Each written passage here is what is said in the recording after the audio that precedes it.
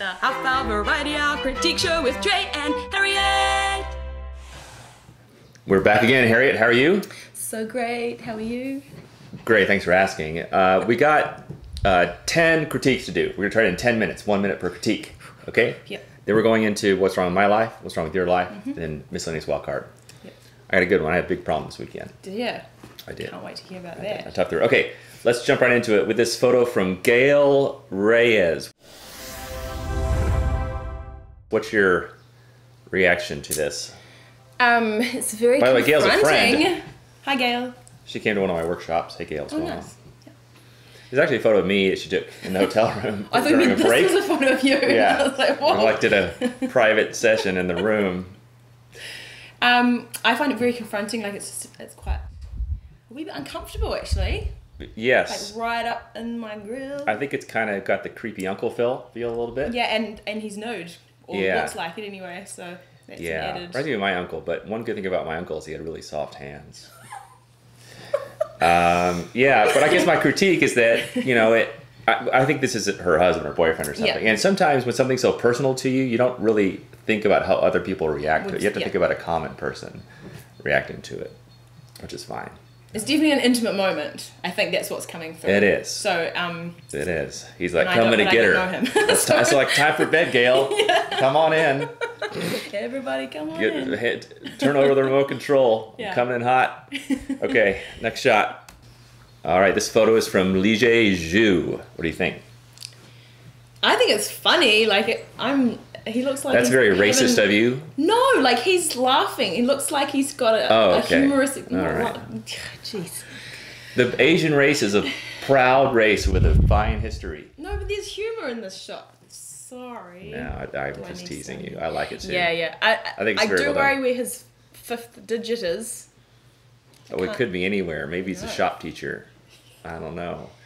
Yeah, I think it's very well processed. I like this extreme, high contrasty black and white. When you do black and white, there's two ways you can go, like very faded and soft, or hard and edgy. I like it like this. Hard and edgy is always good, isn't it? Especially for these old wrinkly dudes. Yeah, I just like it because it's just, he's straight down the camera, literally going like this. Yeah, and with like a funny, humorous expression. Yeah, very well composed too, DJ. All right, next up. Jens. Who's this one from? How do you say that name? Jens Need Zielski. Yes, what do you think of this one? I like it. It's a little weird. I don't know. The composition of it, for me, I don't know, again, it just, it's just too much in the middle there. Maybe it's a little too much in the middle. Maybe she needs to be off to the right a wee bit. I think you need to be right in the middle, which sometimes is no-no, but if it's a little bit off, it's no good. Yeah. And the other problem I see with this one, and I know this problem because I used to make this mistake. Not a big problem, but I can tell it's HDR'd. Yes. And whenever you HDR this background area, this bokeh area, it always looks a little chunky or a little dirty, you know? I probably do that, to be fair. Do you? Yeah. I think it's pretty good. Rocky.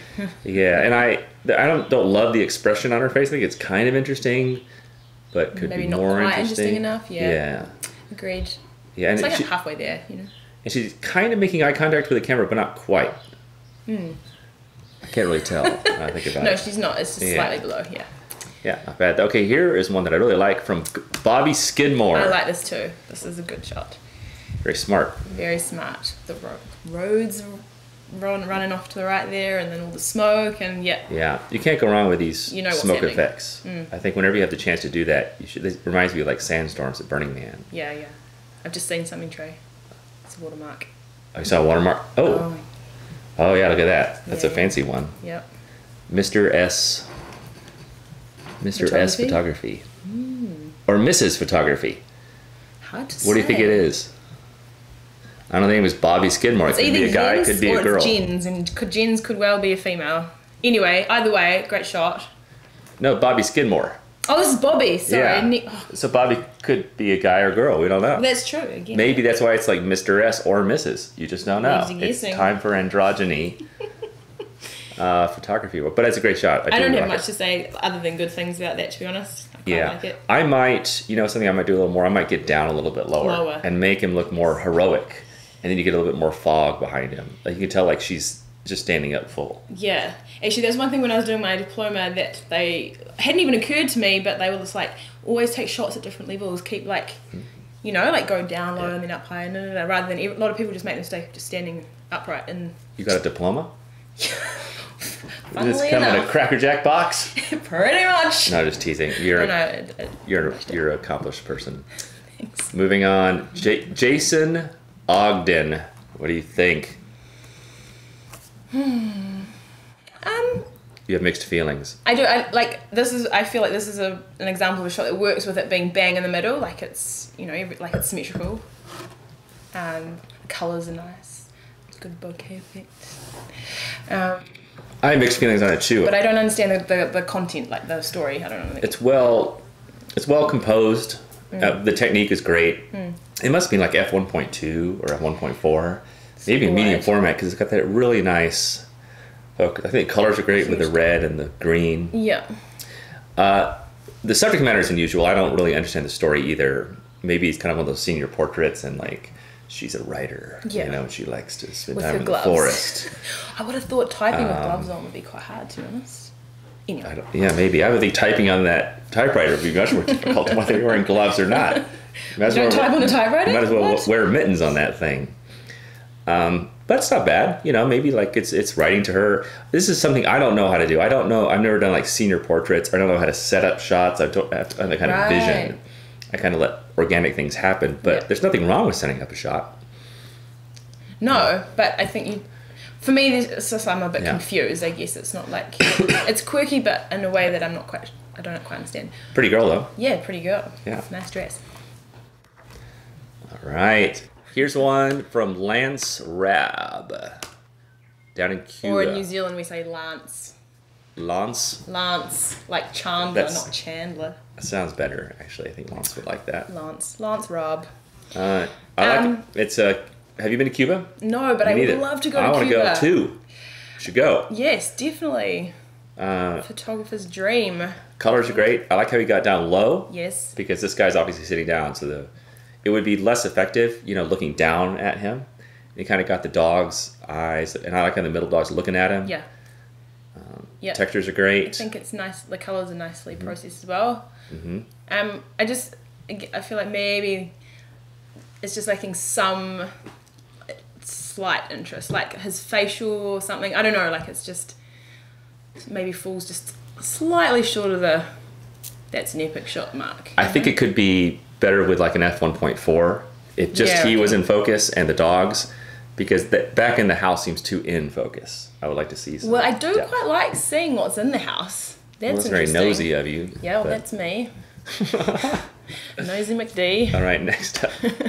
Never been called that before in my life. That is Nosy McD is not real. Terry Corbett. Check this one out. I like these street shots. I like this too.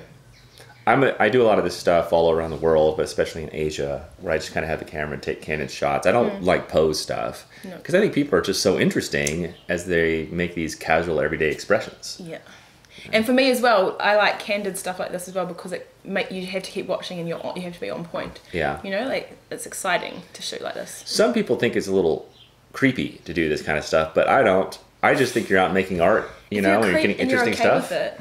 Yeah. Oh, I can justify my creepiness like you don't even know. This just gives me Yeah, I think it's great. Yeah, I like it. The colors are nice. It's really weirdly cross-processed. You can see they put blue into the shadows and kind of amp the reds and the highlights. Is this real lens flare, do you think? It is, because you can see it's the polar opposite of where the sun is. Yeah, nice. And this must be... Actually, it's pretty wide open. It looks like it might be F20 or something because you can see the buildings in the background.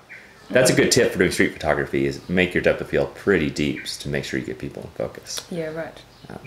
Okay. Good tip. Just the tip. Next up, Stu Smith. I have a hot opinion on this one, but I'll let you go first. No, I think you should go first.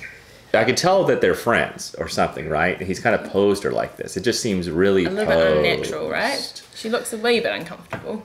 Yeah, I don't know if it's her fault or just I get it. You know, what I suggest, if you want to get photos of your wife or girlfriend or maid, is that you just go around throughout the day, you just take hundreds of photos of them casually getting out of the car, shopping at the farmer's market, whatever, and some of them will come out good.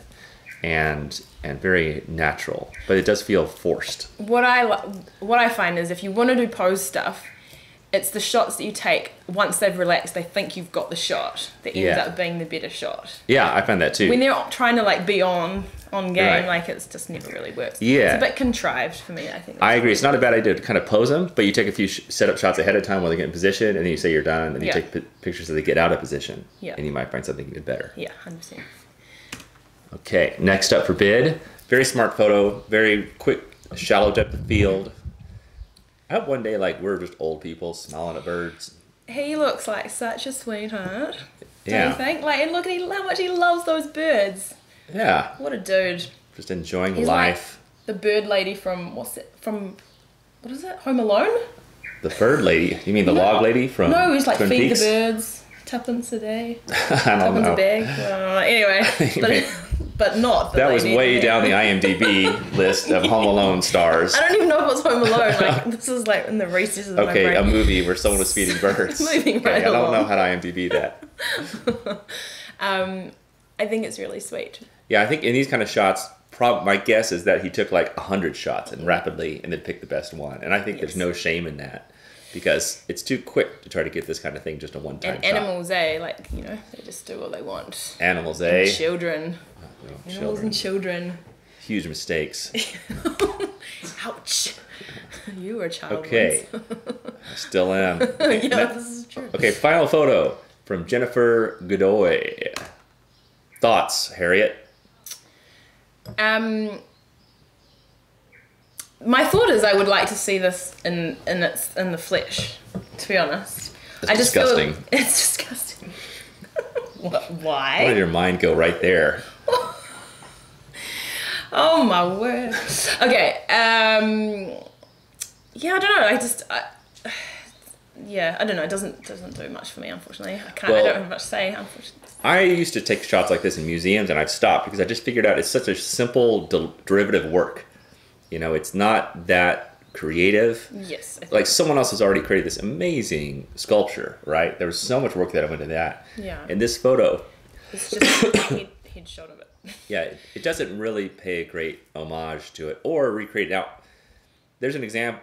If you're going to take a picture of a statue, let me show you this one. This is from Stryker, I think is his name. And this is a photo of a Rodin sculpture in Paris. This is Balzac. Do you know Balzac? Yep. I bet you do. He's a famous poet. Yeah, no, is I that don't. what your diploma was I in? don't In actually know Balzac Balzac. poetry? Yeah, yes. Yeah. Anyway, what I like is that it's an interesting photo, right? It is. The light is nice. He's leaning back against the light. And so I think if you're to take a photo of another piece of art, like to really make it creative, I think about this a lot at Burning Man because there's so much amazing art there. And I want to like capture it that honors the original artist and not just do a simple derivative work, but get it in a context so that piece of art is more interesting. Yeah, but also you're making another piece of art in its own right, as opposed to like just taking a photo of that piece of art. I try. Yeah. I don't always succeed. Speaking of not always succeeding, it's time for... What's wrong in Trey's life? Okay, we got through the critiques. Cheers. Cheers. By the way, our representative at YouTube, I met with YouTube last week when I was in San Francisco. She recommends every fourth show that we get rip-roaring drunk and do the critiques. She says it's going to be great. I can't tell you the name of our rep. It's secret, but she thought it would be a great idea. Yeah, I bet she did. I can't disagree. I don't know if you want to see drunk Harriet, but okay. No, you do. I've seen her. She's hilarious. She's like next level. Okay, here's what's wrong in my life.